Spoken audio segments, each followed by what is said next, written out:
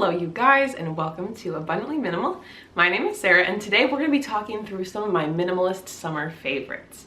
So I know it's a little bit later, but since Jake and I were traveling for so much of the summer, we weren't really around to have, traditional like favorites type items. But since we've been back for about 2 weeks now, I thought it was a perfect chance to share some of these. Now with these minimalist favorites videos, I'm sharing a couple key items that are giving me a lot of value. Some of these are different items that are purchased. Some of these are different things that are consumables, and others of them are just new practices that I've incorporated into my life. So definitely with this, you guys know the drill. Even if there are products recommended, you shouldn't buy them unless you feel like it would add value to your own life. So let's get into it. First with a beverage. All right, so the first favorite I want to talk about have been matcha lattes. Now technically it's more like a smoothie, I guess, than a latte, but I just call it a matcha latte. It is using matcha green tea, which has amazing health benefits, and even though it does contain caffeine, it's different than coffee in terms of it's much more gradual release, and it's like a more sustained energy option. I don't drink it for the caffeine. I have too much energy as it is, but I do just love the taste of it when it's blended with other things, and I've been a huge fan of it. So honestly, this has been something that I started drinking a lot more in spring, but I am just loving how refreshing they are in the morning. It's pretty easy to make. At least when I made this one, I had some homemade oat milk I had made. So I poured some of that into the blender, along with 1 teaspoon approximately of the Matcha Reserve vanilla matcha. I know some people can find matcha to be a little bit on the bitter side, but with a flavor like this one from the Matcha Reserve, it's got that vanilla flavor in it as well. So I think if you're newer to matcha, it could be a good fit for you if you're interested in trying it out. There is actually a discount code for you in the description field below if you're interested.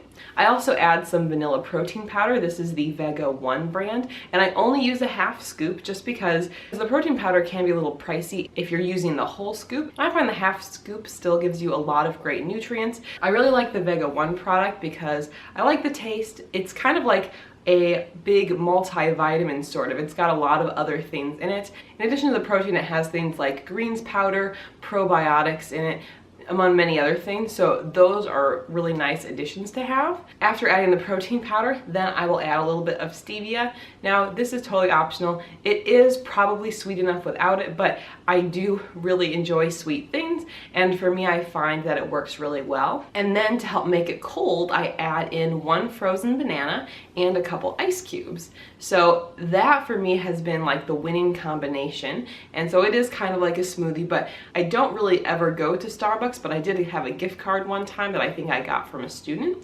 And while I was there, I got the matcha latte, or maybe the matcha, like the green tea frappuccino, I guess, can be vegan and is like with the matcha green tea. And it was good, but the nutrition on those is terrible. So something like this gives you a very similar taste without like the terrible nutrition of it, and of course not having to pay for it at that price there. So if it's something that you're interested in, that is my favorite go-to recipe. I don't always use the homemade oat milk, it just depends. A couple days ago I had homemade hemp milk.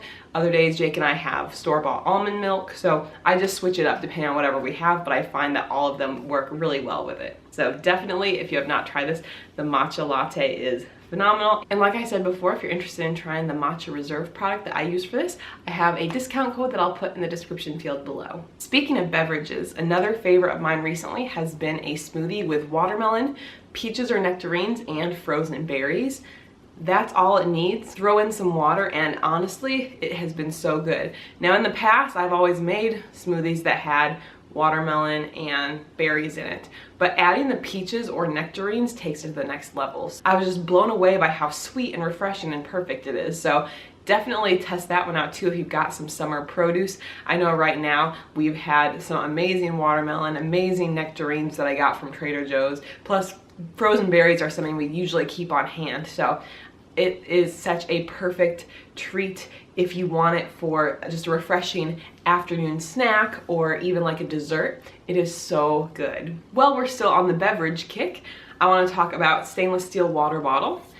I think I might have mentioned it in a past video, but I honestly can't remember. So Jake and I, we had been using glass water bottles for a long time, but then we had one break and thought, well, we're both kind of clumsy people. maybe it's not the best idea for us. So we picked up a stainless steel water bottle. This wasn't actually the first one we picked up. This is one that afterwards, after we realized we liked them so much. But with a stainless steel water bottle, a lot of them are very insulated. And so what's awesome about that is if you put a cold liquid into the water bottle, it's going to stay cold. And I think many of them say they'll stay cold for up to 12 hours.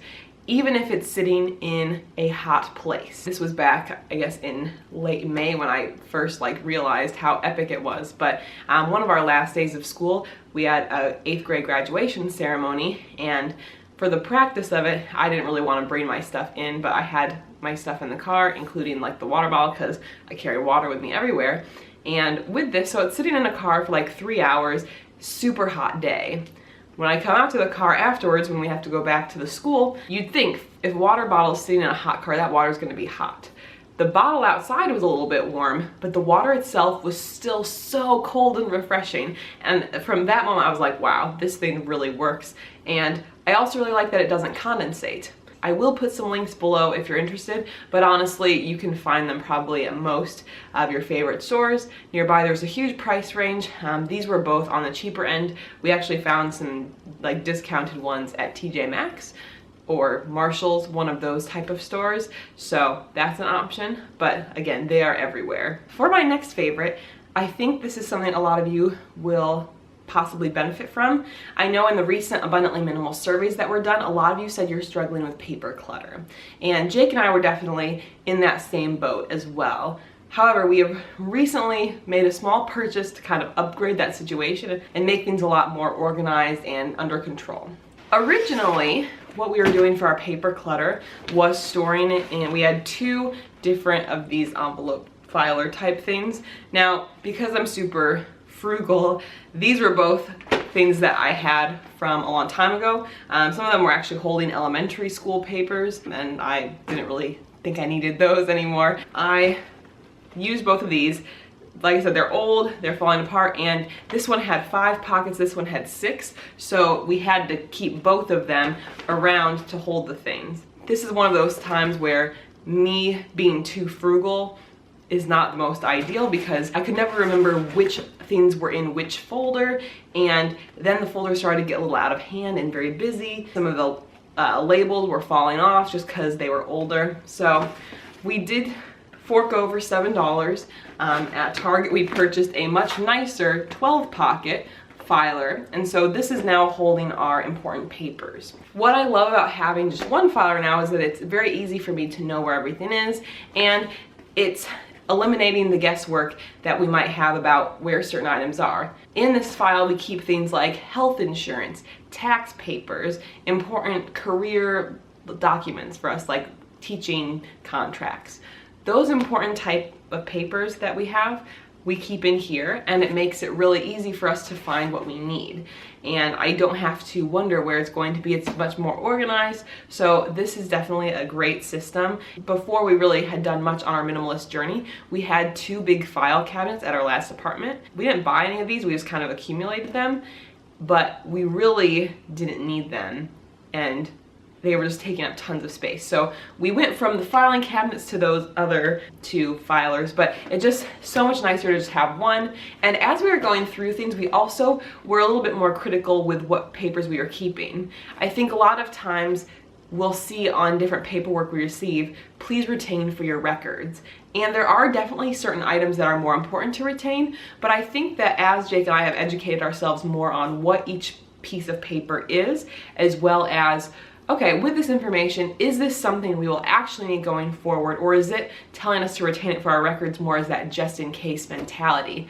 A lot of the documents are available online. We have online accounts, obviously, with bank, health insurance, some of those type of things. So that has enabled us to really reduce our clutter in terms of paper. And I will be filming a more detailed video going through this kind of stuff, as well as some other ways to keep paper out of your space. So definitely make sure you've subscribed to the channel so you don't miss out on that. This next one does not have a particular prop, but it's something I've really been enjoying. I am a teacher, so I am still on summer break, although we'll be going back in about a week.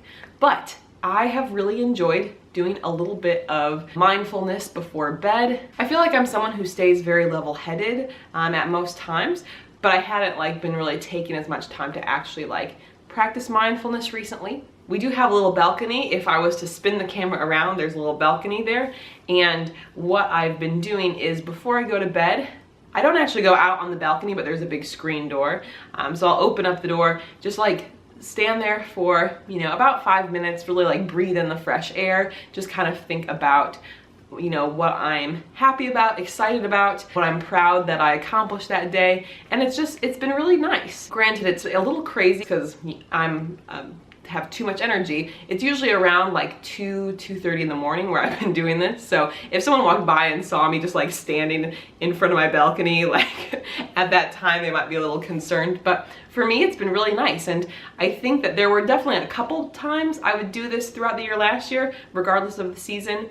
But it's definitely something I want to do more this year, especially because I know for me, I'm very much a night owl, and there's something that's really magical and peaceful about the night, and I think it's kind of fun sometimes feeling like you're the only one still up, and just, you know, being very in awe of everything. I don't know, maybe this is making me sound super hippie, but I have been really enjoying it, and so I think it's something I want to continue doing, and it's just been nice to kind of keep me grounded and really focused on, you know, what matters more. So that's definitely been a practice I've been enjoying implementing. And then for my very last item today, I did purposely save it for the end here, just in case some of you want to turn away and not want to watch this, which is totally fine. I am going to be talking about period underwear. So if you're not really interested in that, and don't want to talk through that, or feel like it might be TMI, I will see you in the next video. Have a great day. But for those of you who want to stick around, I did recently purchase a couple pairs of the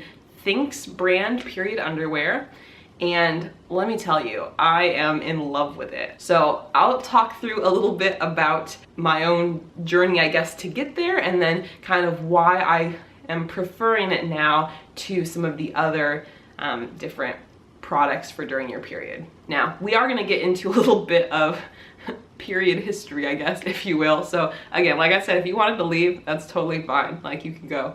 But for me, I first discovered like menstrual cups. I was using the Diva cup. This was back in college I discovered it. I loved it. And for me, that worked really great. And I was so happy to have a less wasteful alternative, much cheaper alternative, because you only had to buy one and it would last for a long time. So for me, that was really successful. However, then during senior year of college, I did get on birth control for the first time. And so I was on the birth control pill for a couple months. I knew I didn't really want to stay on that, so I switched over to an IUD, and it was the Mirena IUD. I know a lot of people have very negative experiences with that. Honestly, to me, I loved it and I had no issues the entire time. I had it in for about 4 years and 3 months, which is just shy of the 5-year mark. But anyway, during that, I never got a period. So I really didn't have to worry about any of this kind of stuff during that time period. So I got that out in February, kind of just reset my body. Honestly, part of it was because I heard a lot of people, they had gained a lot of weight on it and they had lost a lot of weight when it came off, and I was just curious, would I lose weight? I don't think really much came from that. But anyway, so I got that out and then have been getting back into having like a period again. And one thing that I found to be interesting and haven't enjoyed as much is using the menstrual cup since I've been back into it. I just found that it was a lot more uncomfortable and difficult to insert, and I also found it wasn't working as well, like I was having more leaks. I did try out a different cup. I was amazed to find that, you know, since I hadn't been looking for a while, there's so many different options on the market. So I actually will link a chart below that has all the different types. So I found one I thought would be a better fit for me. It was a little smaller, a little softer. I didn't really notice much of a difference. I do like it better than the Diva cup. I'm using the Ruby cup right now. It hadn't been super effective for me in terms of there were still leaks, and you know, it kind of defeats the purpose. You want to have as much of a zero waste period as you can. Not really a perfect solution. I had seen some of the ads for the period underwear. Likewise with those, there's a lot of different types. I had seen the Thinx brand most heavily advertised, but I also found in my searches that they were the most affordable pair that was organic cotton. I think many of their pairs are not, but they do have organic cotton ones. So for me, that was something I wanted to do, especially because like when I was using like the regular pads or tampons, I was getting organic cotton of those just because, I mean, it's very intimate, it's very personal. You want to make sure you're not putting pesticides all up there. With that being said, I got 2 pairs to try them out and I love them. It's been so reassuring to me and nice to have how I'm kind of treating it. I mean, I had to do a load of laundry in between just because I wanted to wear them again, like for 2 of the days later. But what I have found for me, the first 2 days of my period are the heaviest, so I use the cup, but then I can use the period underwear to just make sure, you know, there's no leaks and take care of anything else. And then on the 3rd through 7th day, it's so much lighter, so all I need to wear is the period underwear and I'm good. Now, they are a bit more expensive than traditional underwear. They are, at least the pair I bought was priced at $32, which it is still one of the more affordable options I had looked at, but I mean, that's obviously more expensive than traditional underwear. But kind of how I thought about it and rationalized it for me at least, I know, number one, long term, it is still a more affordable option than using traditional pads or tampons. Second, I don't know if this happens with you guys, but sometimes like I just hate throwing things away so much that like I would happily pay more and not have to be as wasteful. If you're the kind of person who feels kind of sick when you have to like throw away a lot of stuff and like be wasteful in that way, then you might understand like it's totally worth the extra money now to not have to be as wasteful. So there's that layer, and then also just this was the first day of my period before I tried out the underwear, and it just shows you like even when you're doing all the right things that you can still have leaks. Like I was wearing the cup, I also had just like a traditional panty liner in just to catch leaks, and even still, it still accidentally bled into my shorts. And it's like, really? You know, so the $32, yeah, that's more pricey for underwear, but even when you're doing all those things and there's still leaks into your actual clothes, then in that case, I think it's totally worth it. And you know, I've kept checking to make sure they're working, and they really have. I did look at prices of reusable pads because I know those are common. And the interesting thing was that I found that a lot of the reusable pads were still pretty pricey as well. I know some people do make their own. I don't think I'm at that level yet where I'd be doing that. But for me, also just knowing that even if you've got a pad in, there can still be leaks. This one I found to be, you know, very leak proof my whole time. I know I went on kind of a long tangent about that, but honestly, I am hooked. I will probably purchase 1 or 2 more pairs just so I've got like a more complete set then for during that, but that's just what I wanted to share about it. I do have a code down in the description field if you're interested for a discount. I cannot recommend them highly enough, and for me, I know it's definitely something I'll really appreciate going forward. So thank you guys so much for watching today's Minimalist Summer Favorites video. I hope you guys enjoyed it. And like I said before, links to everything are in the description field below. If you'd like to check out any of our past videos, you can do so over here, or feel free to subscribe to the channel if you haven't already. We'll see you guys in the next video. Bye.